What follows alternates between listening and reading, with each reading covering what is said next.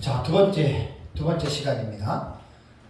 지난달에 제가 2시간 했고요. 오늘 1시간 동안 했던 내용이 요한계시록을 어떻게 읽어야 하느냐. 요한계시록 독법입니다. 그러니까 기본적인 어떤 지식이 없이 성경을 공부한다는 것은 사실 말이 안 되는 말이죠. 그래서 반드시 요한계시록은 문학적인 장르로 볼 때에는 묵시문학적인 장르로 기록이 된 것이 분명하기 때문에 묵시문학에 대해서 좀 관심을 가지고 잘 보고, 그 중에서 제가 이제 다니엘서에 대한 구약 성경의 묵시록이라고 하는 것이 다니엘서거든요. 그래서 이제 다니엘서에 대해서 전 시간에 잠깐 제가 여러분들에게 말씀을 드렸습니다. 그 다음에 이제 두 번째로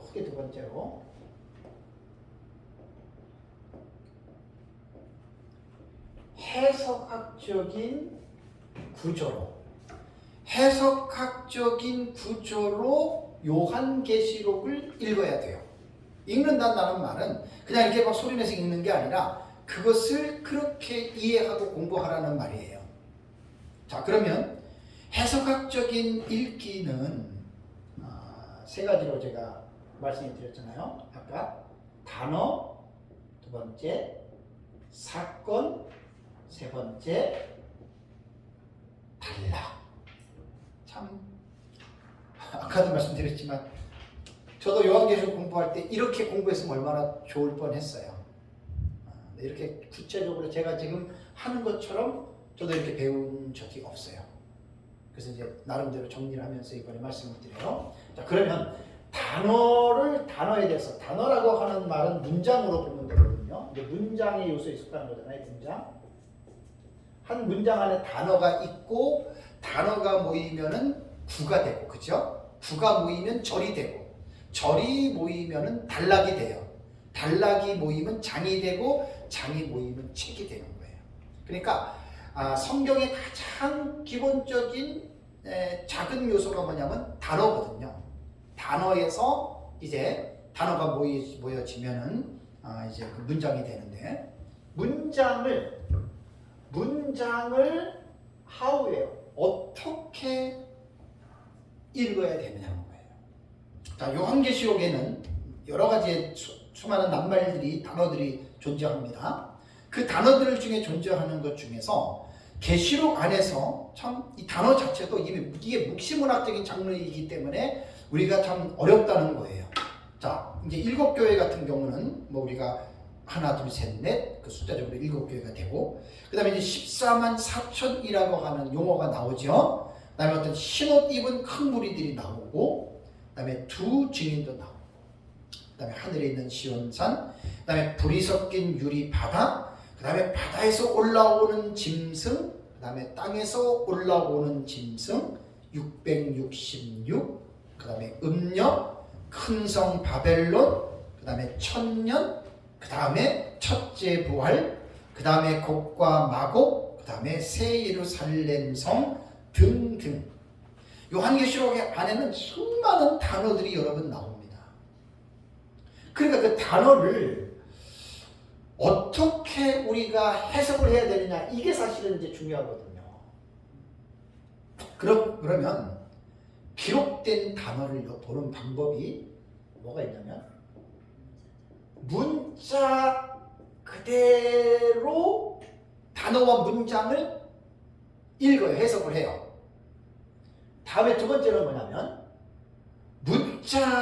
문장인데 단어기는 한데 문자로 보지 않고 그것을 어떻게 보느냐? 상징으로 봅니다. 상징.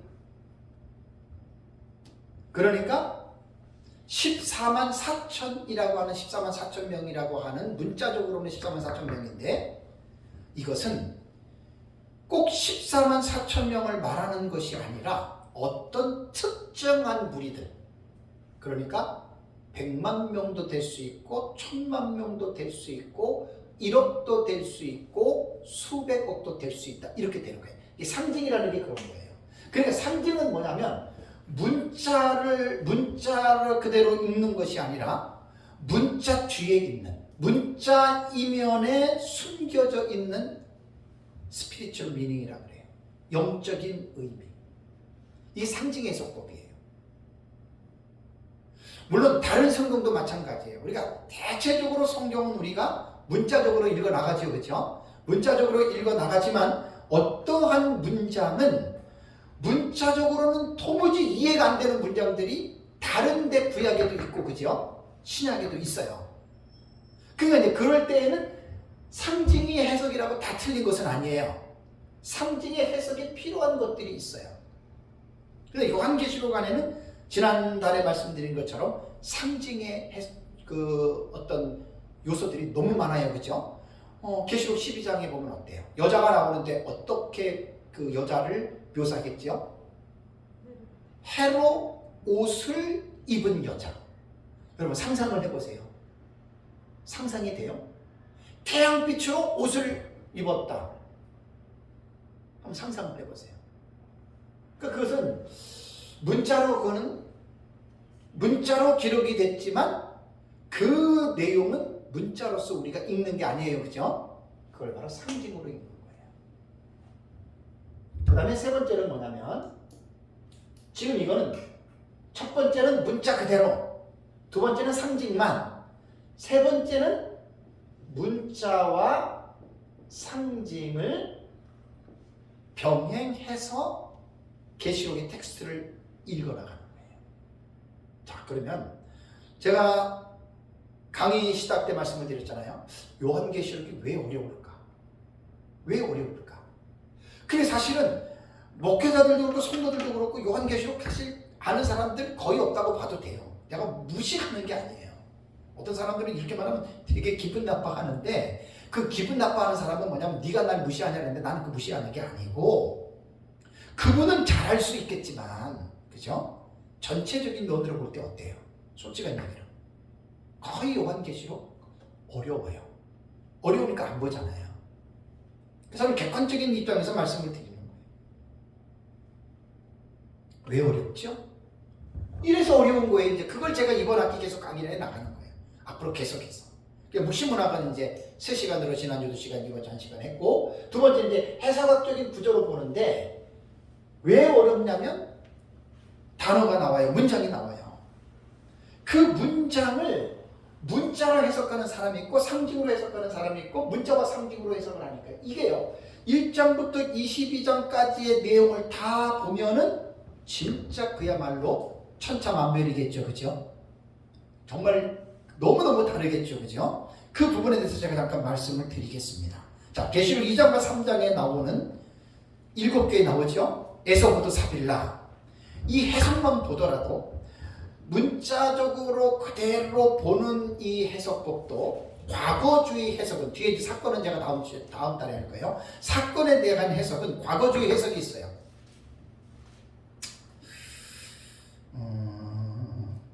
과거주의는 오늘 잠깐 언급을 좀 하겠는데, 그러니까 말 그대로 AD 70년 디도가 예루살렘을 함락할 당시까지 요한계시록은 그때 다 이루어졌다는 거예요.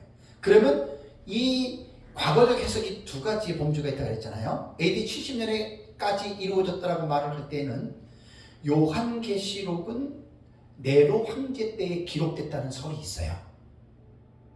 그러니까 이제 주석 같은 데에서 개요라는 이 부분에 들어가면 요한계시록이 언제 기록이 됐느냐, 기록 시기를 보면 네로 황제 때에 기록됐다라고 하는 학설이 있고, 그 다음에 가장 모든 사람들이 이제 동의하는 것이 그 도미티안 황제 때 96년경에 우리도 그렇게 보잖아요, 그죠? 그때 기록했다는 이제 사람들이 있어요.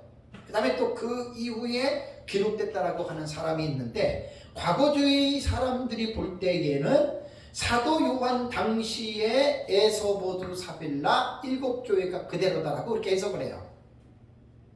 그 다음에 이상주의 해석은 이제 좀 다음 시간에 얘기를 할 텐데, 그냥 결론부터 먼저 말씀을 드리면, 이상주의는 뭐냐면 요한계시록에 나타난 그 문장을요, 문자로 안 읽어요. 무천년이 대표적인 게 무천년입니다. 그러니까 문자적으로 읽지 않고 상징으로 보는 거예요. 그러니까 예를 들면 7교회, 그러면 7교회가 실제로 존재했던 7교회라고 우리는 보잖아요, 그죠? 그게 아니고 근데 아이러니한 게 뭐냐면 세대주의가 이렇게 해석을 하잖아요. 일곱 교회를.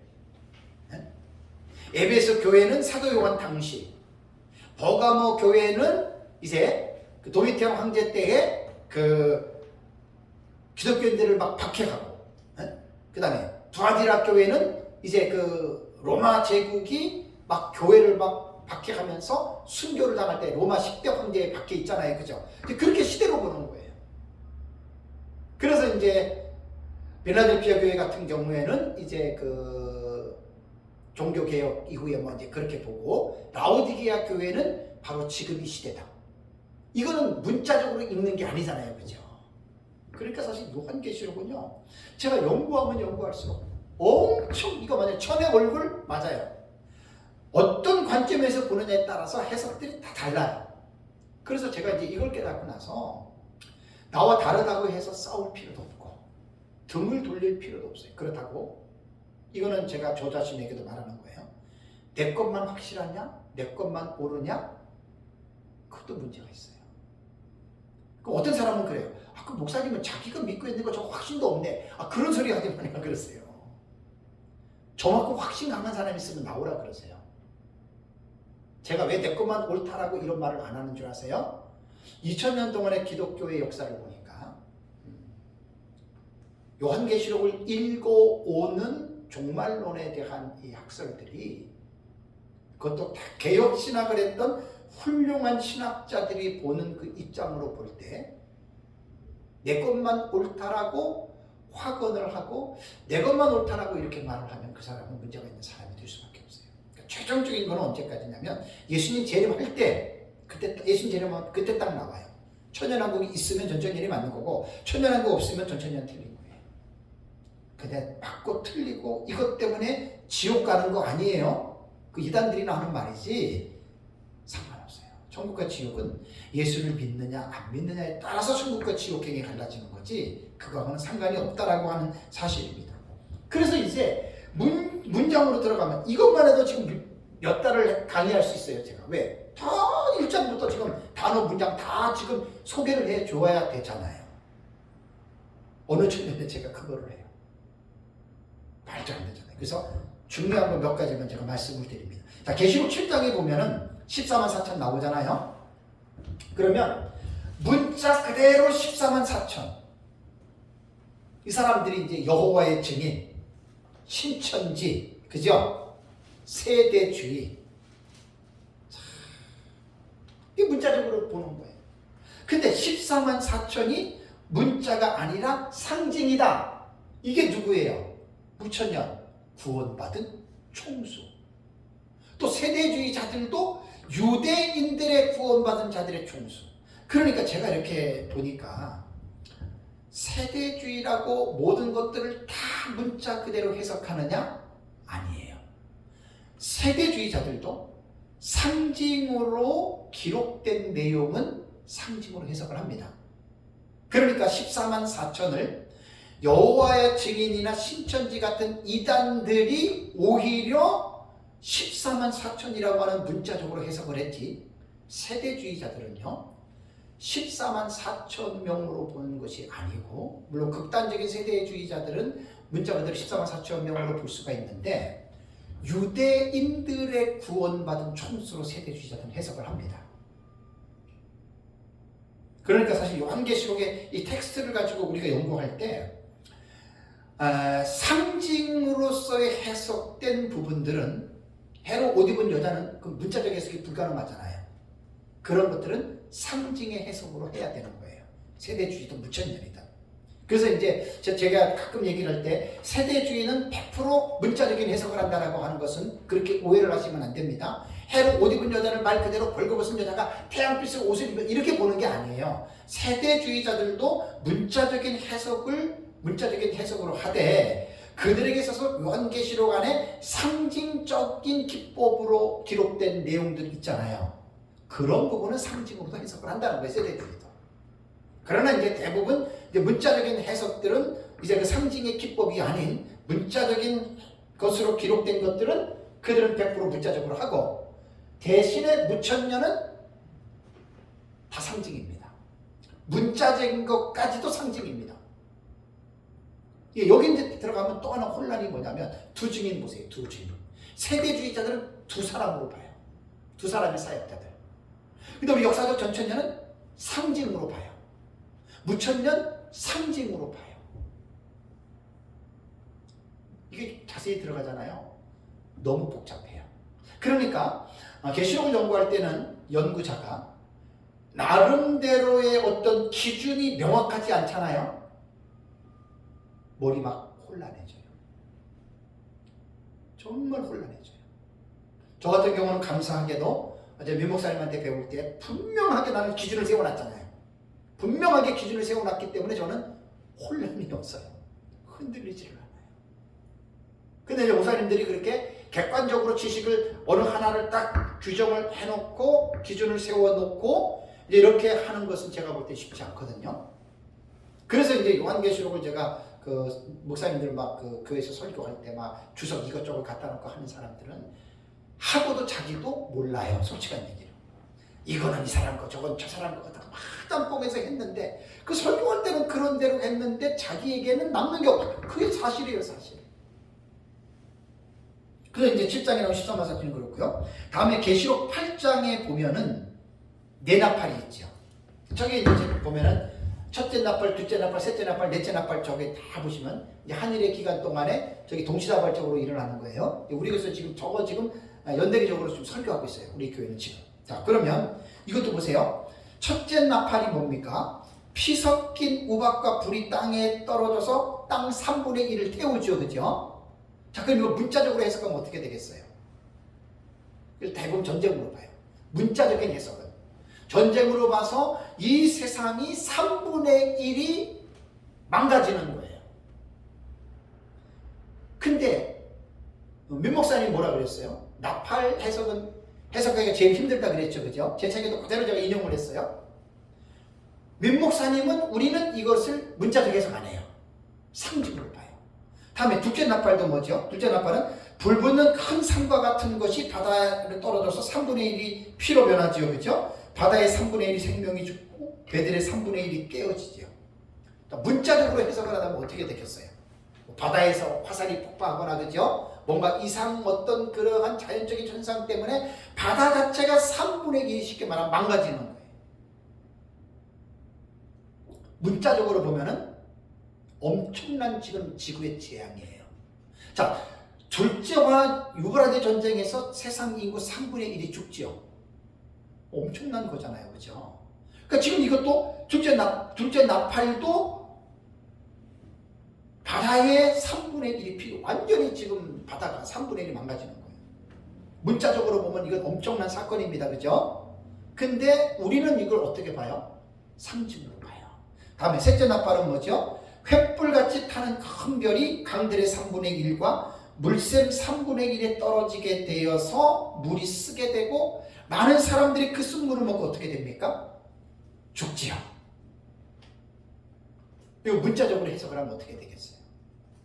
엄청난 이 땅에 재앙이 일어나는 거예요. 재앙도 보통 재앙이 아니죠. 지금까지 이런 재앙이 있었나요? 없었잖아요. 근데 우리도 이 부분은 문자적 해석을 안 봅니다. 상징으로 해석합니다. 넷째 나팔이 뭐죠? 해, 달, 별 3분의 1이 타격을 받아서 어두워지죠. 문자적 해석을 해보세요. 해와 달과 별들이 3분의 1이 어두워진다? 천체예요. 큰 이변이 나타나는 거예요. 농사가 되겠어요? 자연계의 동식물들, 심지어는 사람들까지도 이 정상적인 생활이 불가능한 거예요.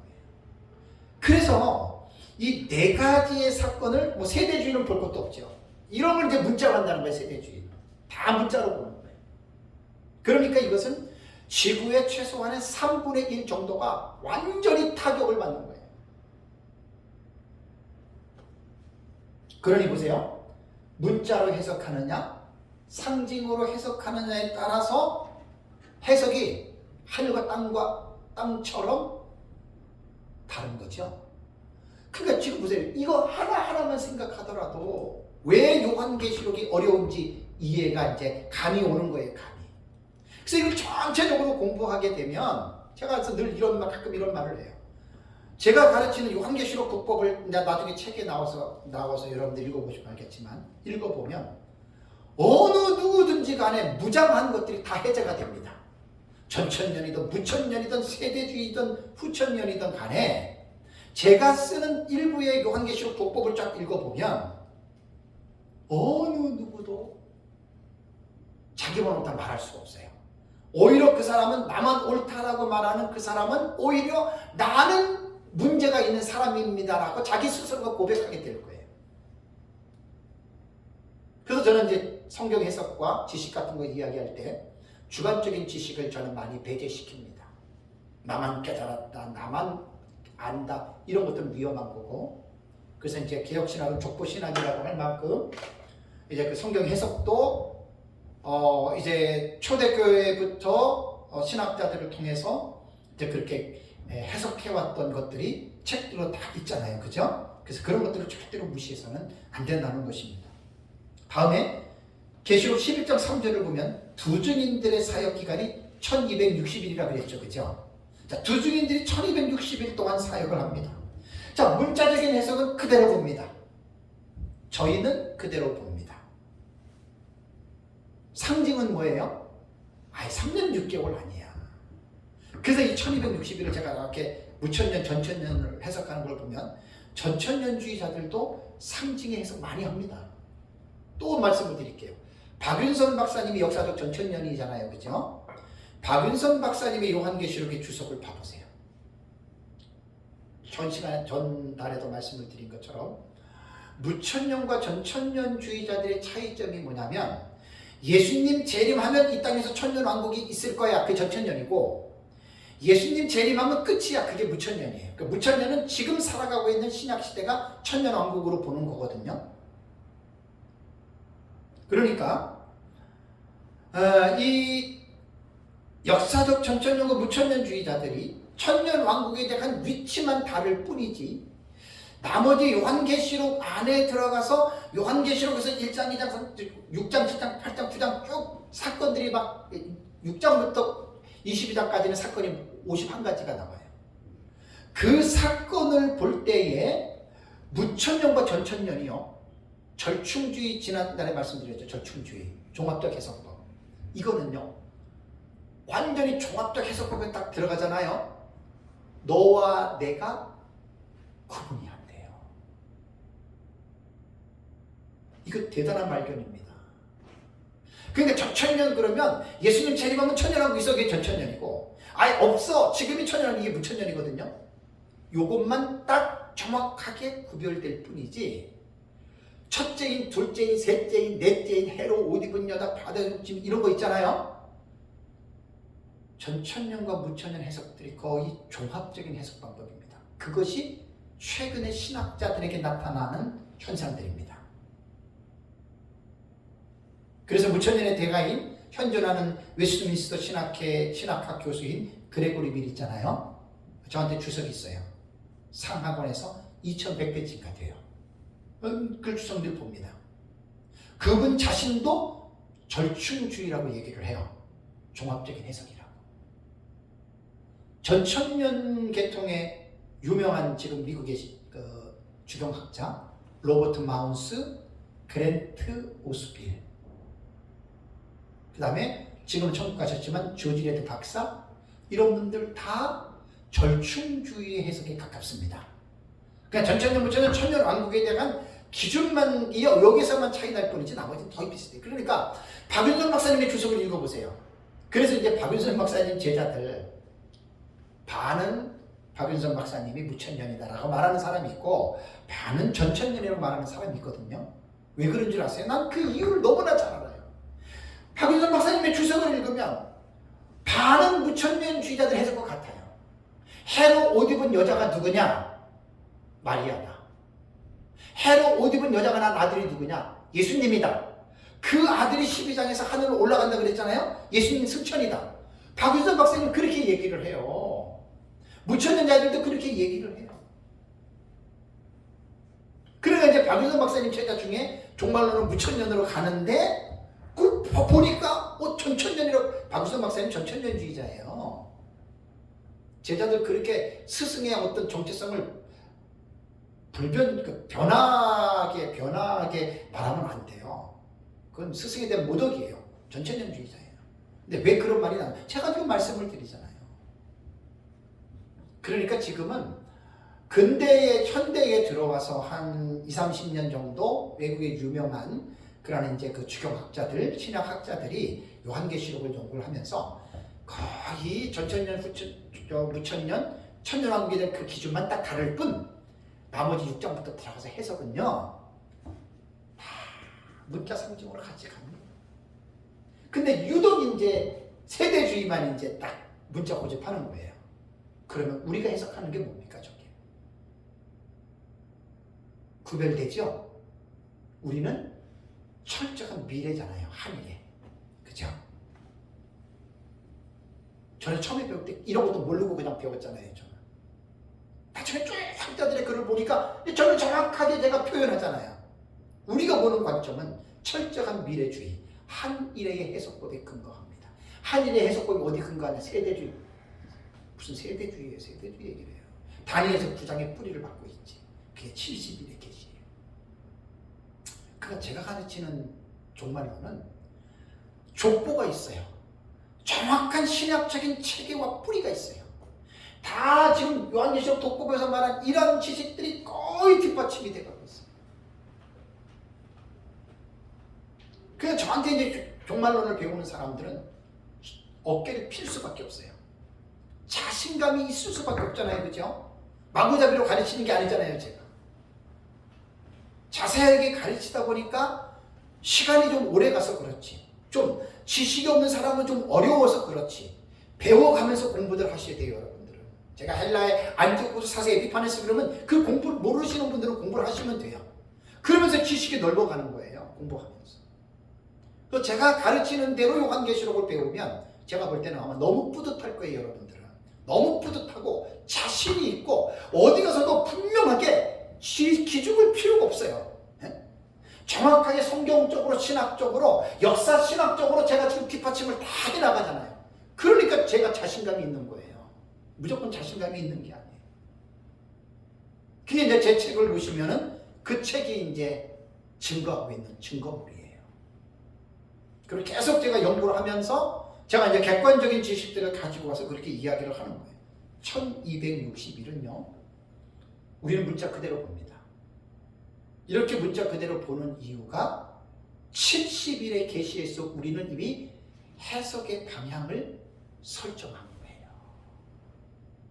그래서 6장부터 19장까지를 우리는 한 일에 일어나는 사건으로 보죠. 그 7년이에요. 그래서 그 7년이 해치라고 하는 일의 절반, 전반부, 후반부 얘기를 했죠. 그대로 전반부, 후반부, 전상부, 후반부만 그려놨잖아요. 그래서 전 3년 반에 해당되는 사건들, 후 3년 만에 해당되는 사건들 그대로 도표 안에 넣어놨잖아요. 마구잡이로 한 게 아니에요. 충분히 저는 신학적으로도 성경적으로도 저걸 제가 대변하고 있고 저걸 제가 변증하고 있는 거예요. 그게 이제 이번에 나오는 책이에요. 누가 뭐라 그래도 저는 자신 있어요. 왜? 근거가 있잖아요. 근거. 제 책도 논문식으로 썼잖아요. 기도하다가 내가 깨달았다. 그런 말 하나도 없어요. 제가 미 목사님한테 배웠어도, 미 목사님 이렇게 얘기를 했어도 미 목사님이 그랬으니까 그랬다. 전 그런 사람 아니에요. 이게 왜 이럴 수밖에 없는지 성경적인, 그게 주해예요. 주해. 성경적인 해석과 신학적인 해석이 들어가야 돼요. 그래서 저는 나와 다르더라도 상대방이 주장하는 것이 성경적으로나 신학적인 해석이 뒷받침이 되잖아요. 그거 인정해줘야 돼요. 원래 학문이라는 게 그런 거예요. 학문이라는 것이 나와 다르다고 해서 너 틀린 게, 이거는 학자가 아니에요. 그 사람은 영적인 깡패들이에요. 그런 사람들은. 나와 다르더라도 당신이 지금 주장하는 것이 논리적으로, 합리적으로, 신학적으로, 성경적으로 뒷받침이 된다? 오케이. 인정해줘야 되는 거예요. 제가 지금 이제 미 목사님한테 배운 것을 가지고 책을 쓰고 계속 강의하고 가르치면서 제 마음은 변함이 없어요. 역사적 전천년이 너무나 넓어요. 도대체 어느 사람의 장단에 춤을 춰야 될지 몰라요. 너무 넓어가지고 역사적 전천년 공부하시는 분들 사실 어려워요. 힘들어요. 절대 힘들어요. 어쨌든 제가 가르치는 거는 민목사님한테 배운 걸 종합 정리해서 또 객관적인 지식들과 함께 테이블에 올려놓고 제가 가르치기 때문에 제가 가르치는 대로 배우시는 분들은 절대로 후회 안 합니다. 오히려 이거 배우면서 객관적으로 아주 종말론을 풍성하게 한번 공부들 하실 거예요. 단 시간이 걸려요. 늘 말씀드리지만 목사님들 빨리 간단하게 그거요 여러분 얼마 못 가요. 얼마 못 가요. 깊이 있게들 공부를 하셔야 돼요. 그래서 1260일은 역사적 전천년 안에서도 신약시대 전체로 보는 사람이 있어요. 박수원 박사님이 있죠. 그 역사적 전천년 장신대 출신이잖아요. 훌륭하신 전천년 학자예요. 박수원 박사님이 1260일을 신약시대 전체로 봅니다. 역사적 전천년. 우리는 기준이 딱 하늘의 7년이잖아요. 그러니까 그런 차이예요. 그러니까 막 내가 옳으니 내 것을 따라라 그런 게 아니에요. 학자들은 학자적인 소양을 갖고 있는 사람들은 책을 딱 보고 당신이 지금 쓴 책을 이렇게 읽어보니까 이렇게 주장하고 이런 논리가 있다. 나와 다르더라도 이거 일리 그게 바로 학문으로 인정이 되는 거예요. 그런 게 이제 필요하다는 얘기죠. 다음에 계시록 12장 14절을 보면은 한때 두때 반때 나오죠. 그죠? 한때 이게 제가 히브리어를 봤어요. 히브리어에 한때 두때 반때 헬라어도 한때 두때 반때 헬라어가 있어요. 그거 제가 이제 나중에 책에 쓸 때 제가 그거 넣을 거예요. 히브리어하고 헬라어. 한때라고 하는 말은 때예요. 1년으로 볼 수 있어요. 히브리어나 헬라어나. 근데 두때 있잖아요. 두때. 두때는요 2년이 아니에요. 그거 알고도 여러분 말씀하셔야 돼요. 제가 이제 이것을 한 4년 전에 한때 두때 반때 3년 6개월 하니까 제 원어의 멘토 있어요. 서상근 목사님. 그분은 원어의 해박한 박사거든요. 나한테 질문을 하더라고요. 자기도 다들 그렇게 얘기를 하는데 목사님 이거 원문을 보면 두때가 쌍수 그러면은 2년이 돼요. 근데 히브리어나 헬라어나 때들이에요. 그 단어가. 제가 책에다 낼 거예요. 그거 하나 또 폴더 만들어놨어요. 히브리어나 헬라어나 때들이에요. 때들. 2년 아니에요. 그러니까 한때 1년, 그 다음에 연들, 그 다음에 반때는 6개월 맞아요. 이걸 어떻게 변증하겠어요? 그러니까 무조건 한때, 두때, 반때, 3년, 6개월 이렇게 말하면 지식인들은 용납이 안 돼요. 저는 그것을 납득시킬 수 있는 자신이 있어요. 왜? 때들이라고 하는 것은 연의 복수잖아요. 거기에 2년 들어가요? 안 들어가요? 들어갈 수 있죠. 그죠?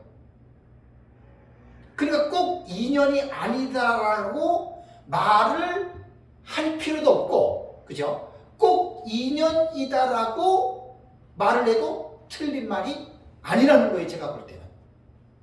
그리고 다니엘서에 나타났던 그러니까 70일이라고 하는 이 신학적인 기초가 분명하면 반드시 때들은 2년 맞습니다.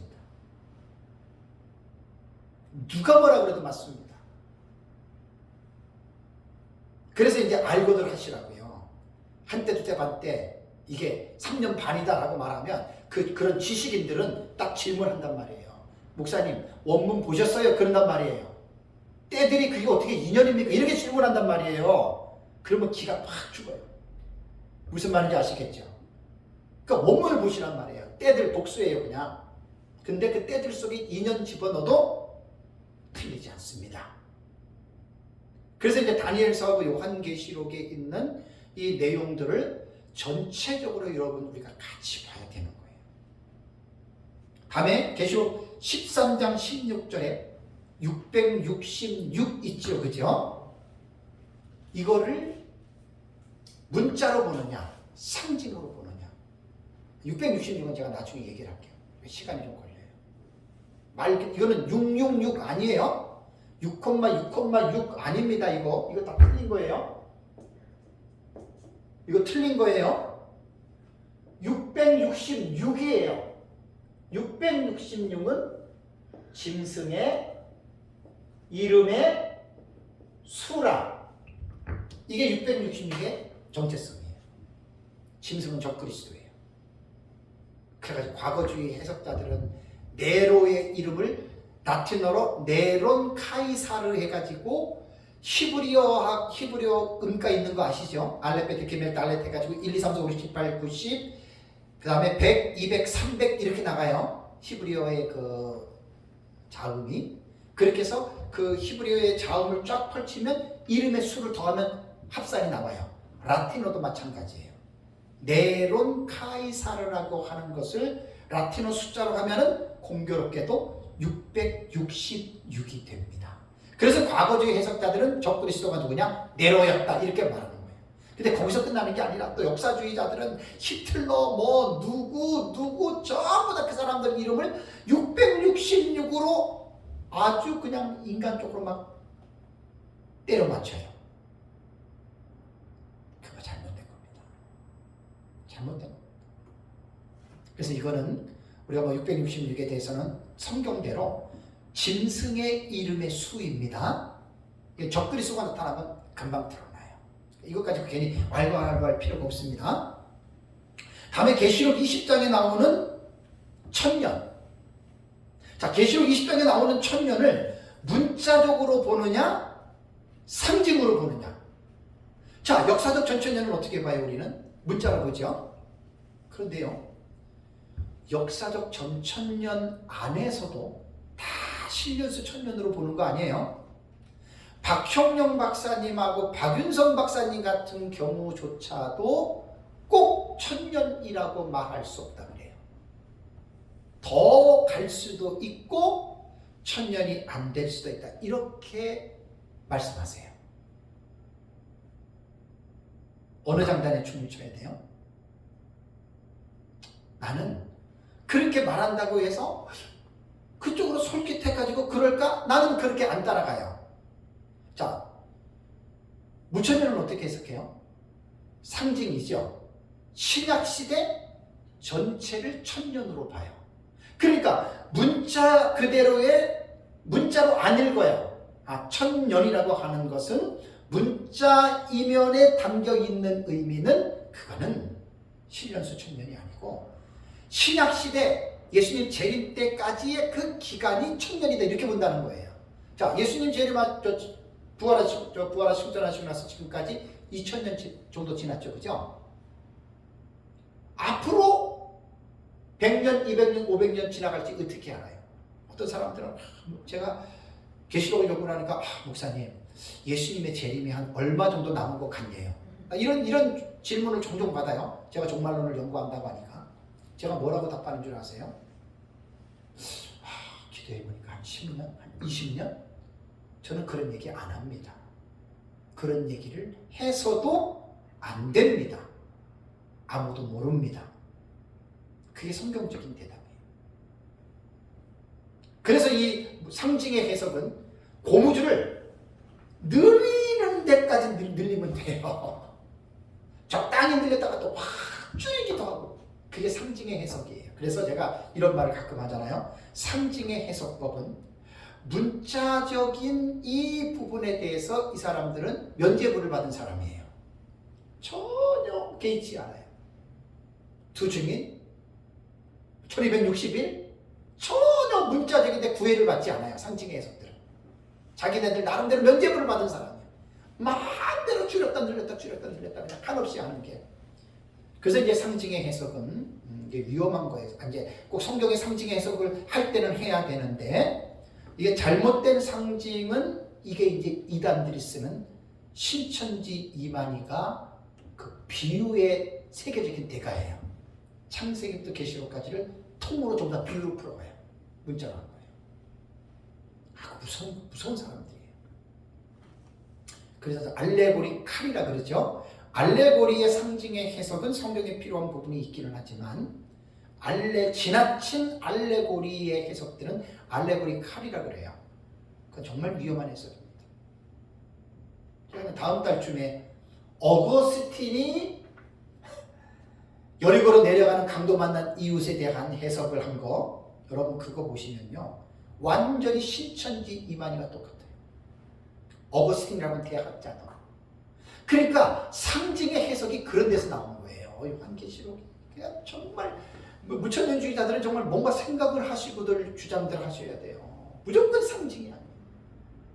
그러니까 어거스틴 같은, 사실 5세기에 어거스틴이 요한계시록을 상징의 해석으로 기준과 기초를 닦아놓은 사람이 어거스틴이거든요. 근데 그 당시 어거스틴의 대단한 학자지요. 근데 어거스틴의 상징의 해석을 여리고로 내려가는 강도 만난 사람들에게 해석을 보면 여기 기가 막힙니다. 그 문자적으로 그냥 강도 만난 사람을 사마리아인이 도와줘가지고 자기 돈 들여서 주막에다 맡겨놓고 돌봐달라 그러고 내가 돌아와서 돈 더 주겠다, 그런 의미는 없어져 버려요. 어거스틴 해석에서는 전부 다 예수님의 재림으로 해석하고 교회로 해석하고 이렇게 다 해석합니다. 그러니까 제가 늘 말씀을 드리잖아요. 칼빈이 제자들에게 뭘 강조를 많이 했냐면 성경을 해석할 때는 문자적 해석을 중시하라 그랬어요. 성경은 문자적 해석해라 이렇게 말한 거예요, 칼빈이. 그러면서 단서를 하나 달았어요. 기독론. 기독론을 해석할 때에는 타이폴로지, 모형론적인 해석이 필요합니다.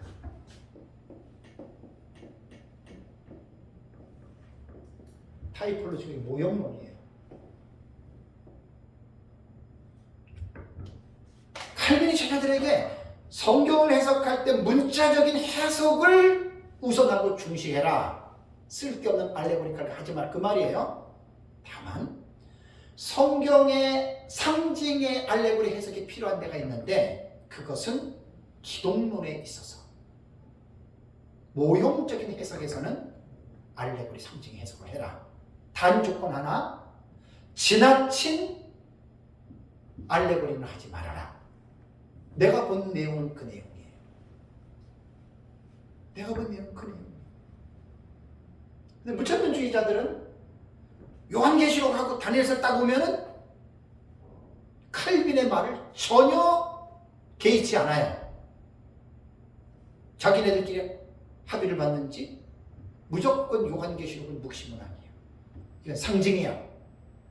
그게 그들이 제가 볼 땐 담합한 거예요, 담합. 무천년 신학이, 무천년 종말론 신학이 그렇게 담합이 되어져 온 거예요. 그래서 제가 늘 생각할 때, 야, 칼빈이 이거를 볼 때 얼마나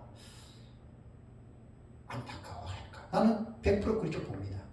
칼빈이 왜 요한계시록을 안 썼을 것 같아요? 정확한 이유는 아무도 몰라요. 저는 제 나름대로 그렇게 생각을 합니다. 왜? 칼빈의 성경 해석법을 저는 알기 때문에. 그러니까 칼빈이 만약에 요한계시록을 썼다면 제자들에게 성경을 해석할 때 문자적인 해석의 중요성을 말했다면 지금 우리가 해석하는 것처럼 전천년의 해석이 나와야지 칼빈이 제자들에게 가르쳤던 대로 그게 딱 쓰는 거예요. 뭐 이거는 제가 성경 계시록을 연구를 하면서 제가 깨달은 거예요. 나는 그렇게 생각을 해요. 그래서 칼빈이 좀 더 오래 살았으면 당연히 칼빈이 계시록도 썼겠지만 50세인가 칼빈이 돌아가셨잖아요, 그죠? 그래서 이제 아마 그런데 상당한 본인의 어떤 그러한 뭐라 그럴까요? 갈등 아마 그렇게 있었을 거라고 저는 그렇게 생각을 합니다. 그래서 천년에 대한 것도 문자적인 해석과 상징 해석, 이건 하늘과 땅 차이잖아요, 그죠? 대화가 안 되는 거예요. 다음에 계시록 20장 4절을 보면은 첫째 부활 나오죠, 그죠? 해 아나스타시스 해 프로테. 헬라어도 자꾸만 안 쓰면 잊어버려요. 지금 기억이 나나 모르겠네요. 해 아나스타시스 해 프로테, 아마 이렇게 될 것 같아요. 프로테. 해 연기 감기시 연기시 해 아나스타시스 해 프로테. 네, 아마 이 단어가 맞을 거예요. 이게 왜 중요하냐면 제가 중요한 거는 외우는 거예요. 부활이거든요. 프로테 첫째예요. 이는 첫째 부활이라. 해 아나스타시스 해 프로테. 첫째 부활이 얼마나 중요한지 아시죠? 자, 우리 전천년은 말 그대로 계시록 20장 4절 너무 중요합니다. 대책에 보면 계시록 20장 4절의 첫째 부활의 이 주의해놓은 것은요 상당히 수준이 있습니다. 여러분들 그거 잘 이해하셔야 됩니다. 첫째 부활은 우리는 계시록 20장 4절을 제가 A, B, C, D 4개의 패라그룹을 제가 나눴어요. 그리고 이는 첫째 부활이라고 하는 첫째 부활자의 대상자들이 누군 줄 아세요? 두 부류의 순교자들이에요. 근데 이 두 부류의 순교자들이 이 부활이라고 하는 헤아나스타시스 헤프르테는 죽은 몸이 영원한 생명체로 부활한 것이, 그걸 말하는 거예요. 첫째 부활을. 우린 이거를 말하는데 무천년은 뭐라고 하는 줄 아세요? 문자적인 부활 아니야. 항상 무천년은 이게 상징이라 그랬잖아요. 무천년은. 그럼 뭐냐? 무천년은 뭐라고 해석해요? 첫째 부활을? 모르셔요? 회장님? 무천년은 첫째 부활을 뭐로 해석해요? 뭐라 교회 지금 중생으로 해석해요. 중생. 거듭남. 그러니까 신약시대에 뭐 초대교회든 중세교회든 종교개혁이든 지금 이 시대든 예수 믿고 구원받았잖아요. 첫째 부활한 거예요. 그게. 자, 달라도 어느 정도나 달라요? 말이 돼요? 안 돼요? 이거는요 서로가 똑같은 입장이에요. 무천년은 첫째 부활을 중생으로 해석을 하니까 우리처럼 두 부류의 순교자들이 부활했다라고 말하면 무천년주의자는 우리를 어떻게 볼 것 같아요? 참 이상한 사람도 그럴 거 아니에요? 우리는 순교자들의 실제적인 부활로 보는데 중생으로 보니까 우리도 어떻게 봐요? 주의할 게 있어요. 똑같이 무시하지 말라는 거예요. 너만 잘났고 너와 다른 사람 무시하지 말라는 게 제 지론입니다. 하나님의 솔직한 양심입니다. 또 어떤 사람은 또 그래 높아지면서 말하는 거야. 아 그럼 당신은 그럼 확신이 없군요. 아 그런 소리 하지 말라니까요. 제가 왜 확신이 없어요? 제 책을 읽어보세요. 확신이 없이 그런 책 쓸 수 있나? 달라도 해석계 입장에서 다른 거지. 요한계시록이라고 하는 이 어려운 내용을 벗어나면 똑같아요. 무천년이나 전천년이나 세대주의나 후천년이나 다 올바른 개혁 신학을 믿고 사는 사람들이에요. 이거를 꼭 잊지 말자는 거예요.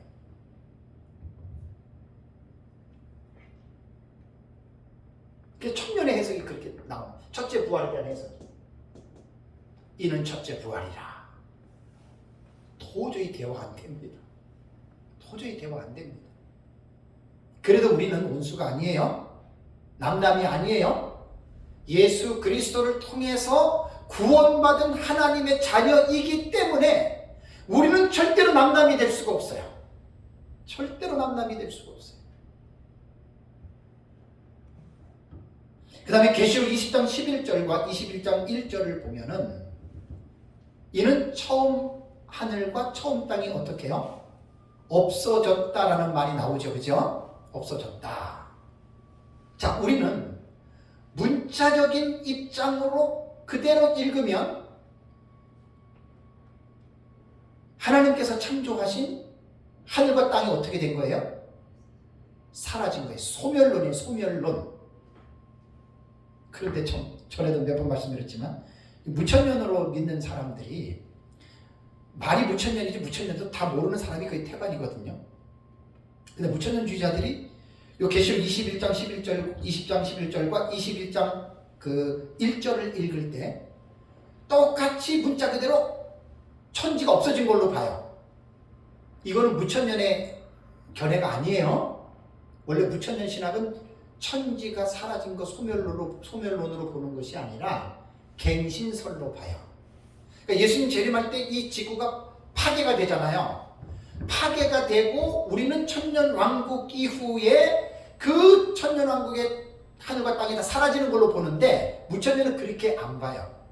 무천년은 예수님 재림하면 천년 왕국도 없고 곧바로 그냥 이 세상이 뭐 망가진 그것을 하나님이 어떻게 다시 리뉴얼, 새롭게 리모델링, 갱신설입니다. 갱신설.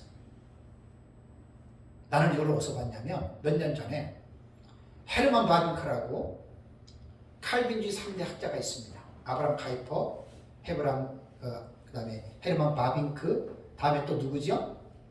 그 바빙크, 그 다음에 아브라함 카이퍼, 그 화난 사람인데 다.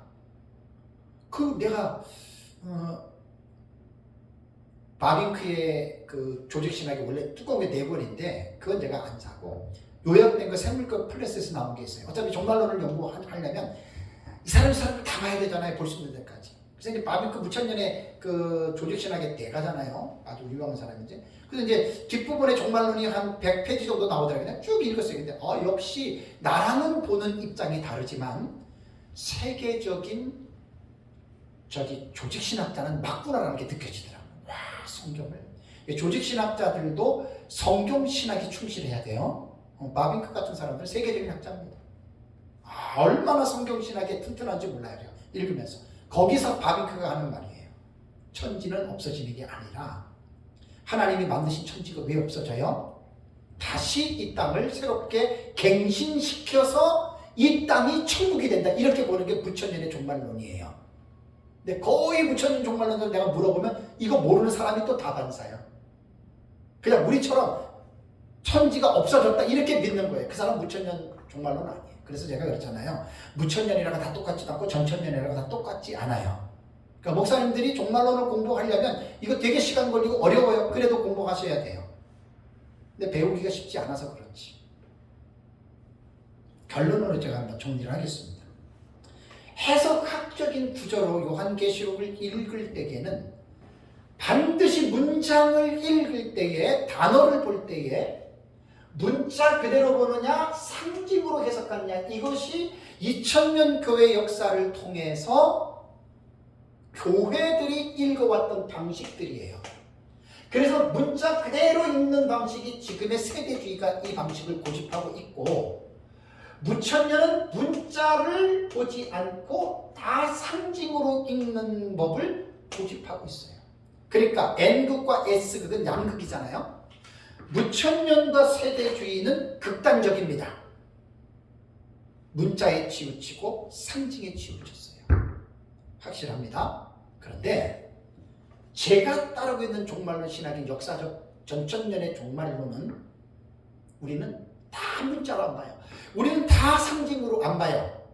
내가 자신 있게 말씀드리는 건 뭐냐면 저는 칼빈주의 신학을 했고 장로교 신학을 했고 개혁 신학을 했기 때문에 저는 칼빈을 상당히 제일 존경하고 제일 좋아합니다. 칼빈의 신학 입장을 존경하고 칼빈이 말한 것을 지금도 따르려고 하고 있고요. 칼빈이 말한 대로 성경은 우리는 요한계시록을 문자적으로 읽는 법을 우리는 중요하게 여깁니다. 칼빈의 말대로. 그렇다고 다 문자적으로 읽는 것이 아니라 지난달에 강의했던 걸 잘 생각하시면 상징으로 기록된 내용이 많아요. 요한계시록에서는. 요한계시록에서 그 계시를 기록할 때 상징의 기법으로 기록한 것까지 문자를 읽으면 그 사람 무식한 거예요. 상징의 기법으로 기록해 상징으로 읽어야 돼요. 단 문자로 기록한 것은 문자로 읽어야 돼요. 그런데 무천년은 문자로 기록한 것까지 상징으로 읽고 세대주의는 문자로 기록한 걸 그대로 문자로 읽는데 우리는 안 그렇다는 얘기예요. 나는 이 자신감이 있어요. 저는 누가 뭐라 그래도. 그러니까 제 책을 보면 그 해석의 주제가 다 되어 있잖아요. 저는 자신감이 있어요. 그래서 우리는 극과 극이 아니에요. 역사적 전천년은. 아까 첫째 나팔, 둘째 나팔, 셋째 나팔, 넷째 나팔 말씀드렸죠? 그거 우리 상징으로 해석해요. 제 책에 보면 왜 첫째에서 넷째 나팔을 상징으로 해석하는지 책에 제가 그 이유를 써놨어요. 잘 읽어보세요. 저거 문자 그대로 해석했다가는 지구 하나 더 만들어야 돼요. 민 목사님 말씀처럼. 그런 건 아닙니다. 그래서 요한계시록을 우리가 이제 공부할 때 어렵다. 참 난해하다. 도대체 누구의 해석이 맞느냐? 이건 사실 예수님 재림할 때까지 여러분 이거는 가는 거예요. 어렵다고 우리가 덮어놓고 무관심하면 사역자들에게 있어서는 직무유기가 됩니다. 제가 계시록을 깨닫고 나서 참 너무너무 안타까웠던 게 바로 그거예요. 저도 옛날에는 요한계시록을 제가 몰라서 무천년이든 전천년이든 몰랐어요. 성도님들 가끔 가다가 목사님 요한계시록을 가르쳐 주세요 그러면 지금 같으면 제가 지금 같은 그래도 이제 목회 32년을 해봤잖아요. 제가 사람은 많이 보면 지금 같으면 그래도 조금 겸손해져서 아이고 죄송합니다.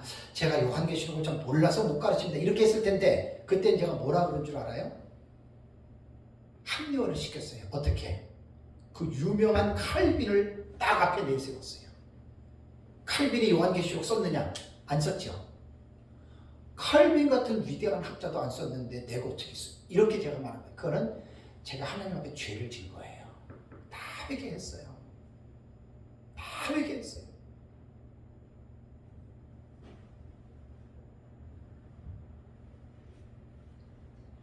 요한계시록은 성령의 감동으로 기록해 놓은 하나님의 말씀입니다. 성령의 감동으로 충분히 요한계시록 깨달을 수 있습니다. 요한계시록은 인봉된 책이 아니에요. 스프라기조는 봉인하다는 거예요. 뭐에다가 딱 집어넣고 딱 덮는 그 스프라기조 그게 아니거든요. 요한계시록은 오픈북이에요. 모든 사람들 믿는 자들에게 열린 책인데 우리가 이걸 지금 결론적으로는 못 읽고 있잖아요. 어려워서.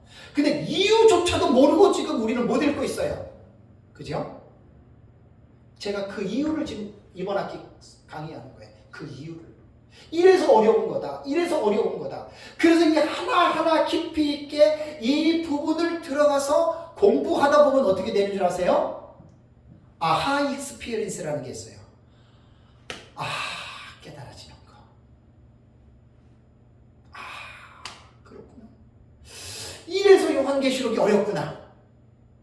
그래서 제 요한계시록 독법에 대한 강의를 쭉 앞으로 해나갈 때 듣다 보면 요한계시록에 대한 그 내용은 잘 몰라도 이래서 요한계시록이 어렵구나 라고 하는 아하 익스피리언스에 이러한 일들이 하면 많이 나타날 겁니다. 무장해제해야 됩니다. 내가 전천년을 믿는다고 전천년만 옳다 이렇게 말해도 안 되고 내가 무천년을 믿는다고 무천년만 옳다 이렇게 말해서도 안 됩니다. 나만 옳고 나와 다른 너는 틀리다 그렇게 말해서도 안 됩니다. 그건 다 하나님 앞에 다 서로가 죄를 짓는 일입니다. 그래서 같이 예수 그리스도의 십자가의 피로 구원받은 동역자 형제끼리 성경에 어디 천년왕국이 나오냐? 그 무천년주의자들이 전천년주의자들을 공격할 때 사용하는 용례거든요. 다 회개해야 됩니다. 저는 이제 그런 질문을 많이 받았습니다. 박윤성 박사님, 박형룡 박사님이 무식합니까? 조지 레드, 이러한 어떤 로버트 마운스, 그랜트 오스빌 같은 이런 전천년 그 신학자들이 무식한 사람입니까? 그런 사람들이 무식해서 성경에 없는 천년왕국을 만들어냈겠습니까? 그렇게 말하는 그 사람이 문제의 사람입니다. 아주 꼴통이고 아주 그 한쪽으로 경도된 그야말로 대화가 되지 않는 사람들입니다. 이런 것 때문에 목사들끼리 싸우는 거예요. 왜 우리가 종말론 때문에 싸웁니까? 그 마귀가 싸움 시키는 거 아닙니까? 그래서 제가 이제 종말론을 깊이 있게 연구하면서 깨달아지는 게 이거예요. 그래서 제가 이제 앞으로 쓰는 책에 요한계시록 독법이라고 하는 책에 나와서 일부를 읽으면 어느 누구도 무장해제가 다 돼버려요. 자연적으로. 그리고 나와 다르더라도 전천년, 무천년 세대주의자들 위험하지만 그래도 같은 동역자로서 받아들이고 수용하고 같이 커뮤니케이션을 누리고 그러면서 이제 대화하면서 이렇게 나가는 게 제가 볼 때는 하나님이 가장 기뻐한다고 저는 생각을 합니다. 그래서 저는 이제 이런 차원에서 제가 강의하고 앞으로 이런 책을 제가 쓰고 말씀을 이번 시간 매듭을 짓겠습니다. 요한계시록이 왜 어렵느냐. 이런 식으로 강의하면 제가 한 12시간 해야 돼요. 12시간. 왜? 길면 길수록 내용이 풍성해요. 그러니까 목사님들은 풍성한 내용을 공부하시는 걸 좋아해야지, 간단하게 요약하는 걸 좋아하시다 보면 목사님들은 넓어질 수가 없습니다. 그래서 이제 이번 시간에는 단어 하나, 문장을 해석할 때 문자적으로 보느냐, 상징으로 보느냐, 아니면 문자와 상징을 병행해서 보느냐, 이것이 제가 주관적으로 내린 게 아니고 2000년 교회사를 통해서 요한계시록을 읽어왔던 방식이 이 세 가지 방식이었다, 그 말이에요. 내 것만 옳다고 주장하지 말자는 거예요. 겸손하게 나와 다른 사람들의 해석까지도 배워가자는 것이 저의 주장입니다. 기도하겠습니다. 살아계신 하나님, 두 번째 시간